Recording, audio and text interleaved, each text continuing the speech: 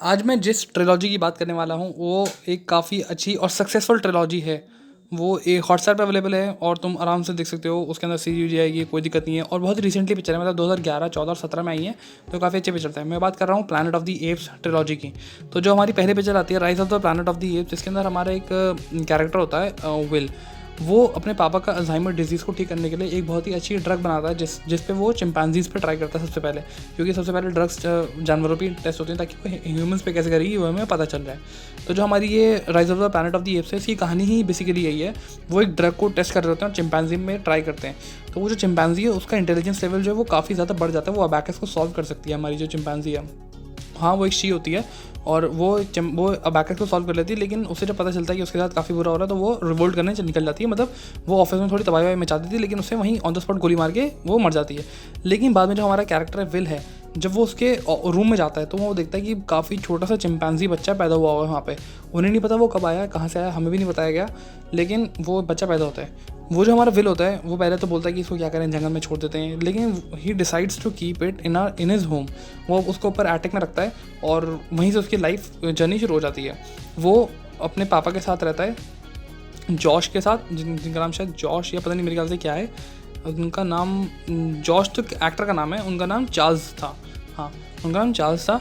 तो इस मूवी की कहानी बेसिकली यही है कि वो जो है वो उसका नाम वो सीज़र रख देते हैं, बस सीज़र रखते हैं। और वो पहला एप होता है, पहला चिंपैंजी या एप होता है जो इंटेलिजेंस कंसीव करता है और आगे बढ़ता है। उसको वो लोग कुछ परेशानी करते हैं, उसको वो लोग और सिखाते हैं, वो लोग रिएक्ट करना सिखाते हैं, इमोशन सिखाते हैं, सब कुछ सिखाते हैं और ह्यूमंस के साथ मिलके सीखना सिखाते हैं कैसे रहते हैं ह्यूमंस के साथ। लेकिन और एक दिन वो लोग उसको जो है घर में ना रहे, ताकि घर में वो लड़ाई वड़ाई झगड़ा करता रहता था, बाहर नहीं निकल सकता।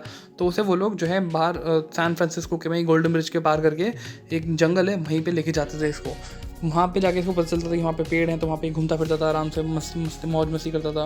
तो वहाँ से जब वापस आता था तो थोड़ा बुरा लगता था, क्योंकि इसके गले में एक वो रहता था और वही जो पट्टा रहता है वही डॉग्स के गले में रहता है। तो ही काइंड ऑफ फील बैडेड।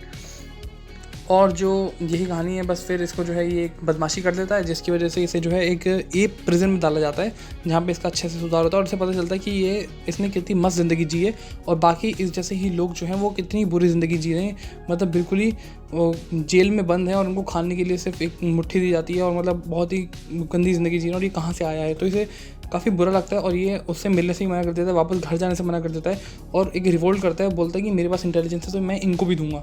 उसी जेल में ये पहली बार बोलता है। हाँ, अभी तक ये बोल नहीं सकता था, लेकिन इसके पास इंटेलिजेंस ही, लेकिन वो जो इंटेलिजेंस है वो हमेशा इवॉल्व होती रहती है और ये बोल सकता है। पहली बार ये जेल के अंदर बोलता है, इसे एक ह्यूमन सुनता है और वहाँ से ये लोग बाहर निकलते हैं, बूम वहाँ से। लेकिन उससे पहले ये क्या करता है, सबको इंटेलिजेंस देता है ताकि सबको समझ आए कि ये क्या बोल रहा है। तो इसके जहाँ घर में रहता था वहाँ पे ये एक बॉटल्स दिख आता है और वहाँ से उसको स्नैप करके सब कुछ ये सब में इंटेलिजेंस देते हैं जो बेसिकली वही हैं, उनको दे देता है ये फ़िलहाल, क्योंकि इसके पास ज़्यादा माल होता नहीं है। फिर ये यहाँ से जाते हैं वहाँ कोबा को छुड़ाने। कोबा हमारा वही कैरेक्टर जो सेकंड में मूवी में विलेन है काइंड ऑफ, लेकिन अभी इसमें नहीं बताया जाता।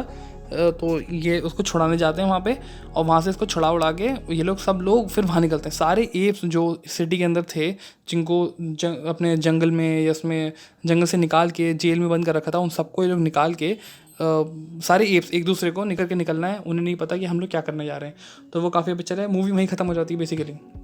उसके बाद जो हमारी अगली पिक्चर आती है वो आती है dawn of the planet of the apes. ये उसके 100-200 साल बाद की कहानी है, जिसमें जो है हमारे जो ह्यूमंस हैं वो अब फाइट बैक कर रहे हैं। वो बिल्कुल सिटी के बिल्कुल एक बिल्डिंग के अंदर आ गए सारे, क्योंकि जो वहाँ का इन्वायरमेंट है उसने ओवरटेक कर लिया है ह्यूमन सिविलाइजेशन को। और वो लोग एक ही बिल्डिंग में आ रहे हैं, उनके पास ना कम्युनिकेशन करने को कुछ है ना कुछ करने को है। लेकिन जो एप्स हैं वो काफ़ी ज़्यादा स्ट्रॉन्ग हो चुके हैं वहाँ पे, उनकी पॉपुलेशन काफ़ी ज़्यादा बढ़ गई है वहाँ पे। और जो हमारे कुछ कैरेक्टर्स होते हैं वो वहाँ पे जाते हैं, एप से बात करने जाते हैं, क्योंकि उनको डैम खोलना होता है एक, और उसकी वजह से इलेक्ट्रिसिटी नहीं आ पा रही होती है। तो इसकी वजह से वहाँ पे एक काइंड ऑफ वॉर छिड़ जाता है और वो ह्यूमंस जो हैं उस पर यकीन नहीं कर पाते हैं, एप्स पे। कुछ एप्स ह्यूमंस पे यकीन नहीं कर पाते हैं, क्योंकि कोबा जो कैरेक्टर हमारा पुराना वाला था उसको ह्यूमंस पसंद नहीं होते हैं। वो सबसे खतरनाक सीन वो जो आता है ना, ह्यूमन वर्क, अभी ये वाला, ये सबसे खतरनाक सीन था। Human work. Human work. Human work. Human work.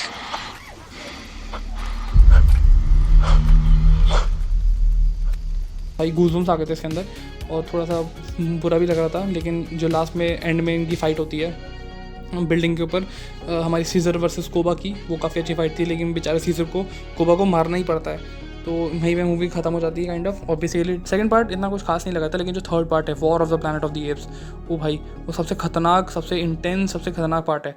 War of the planet of the apps काफ़ी अच्छी पिक्चर, उसके बारे में मैं ज़्यादा स्पॉइल करूँगा नहीं तुमको, लेकिन अगर तुम्हें देखनी है तो काफ़ी अच्छी ट्रिलॉजी है, देखो इसको जाके।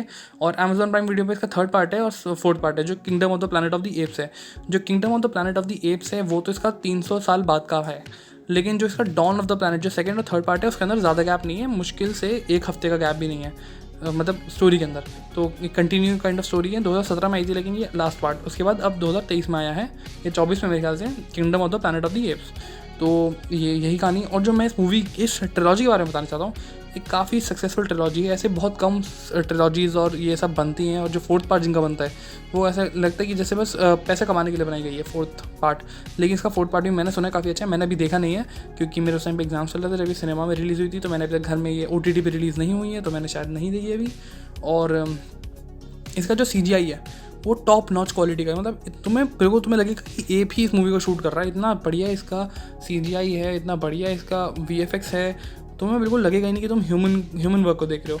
लेकिन उन्होंने बोला है, मैंने एक बार न्यूज़ में पढ़ा था कि उन्होंने बोला भी था कि वो लोग जो है इसका planet of the apps trilogy का कुछ ह्यूमन वाला भी रिलीज़ करेंगे, ताकि लोग बिल्कुल ही उसके आदत ना हो जाए उन्हें वो देखने की। तो इसलिए वो लोग ह्यूमन वाला जो नॉन CGI वाला होता है, जिसमें फिर वो लोग उसको सीज़र को वो नहीं करेंगे, एप नहीं बनाएंगे, वो वाला वर्जन भी इसका रिलीज़ होने वाला है मेरे ख्याल से इस साल या अगले साल तक हो जाना चाहिए। और बहुत ही अच्छी और सक्सेसफुल ट्रिलॉजी है, मैं बोलूँगा देख लो, क्योंकि आगे भी इसके 5-6 पार्ट्स आने वाले हैं। तो ये तुम ऐसा ना करो कि मिस आउट कर दो। मुझे नहीं पता तुम ये वीडियो कब देख रहे हो, लेकिन इसके शुरुआत के 3 पार्ट तो भाई बैड ऐस हैं एकदम। और बाकी मुझे इंस्टाग्राम पे फॉलो करना, ट्विटर पे फॉलो करना, और वीडियो कैसी लगी बताना और कमेंट डाउन करना बिल्कुल, ठीक है।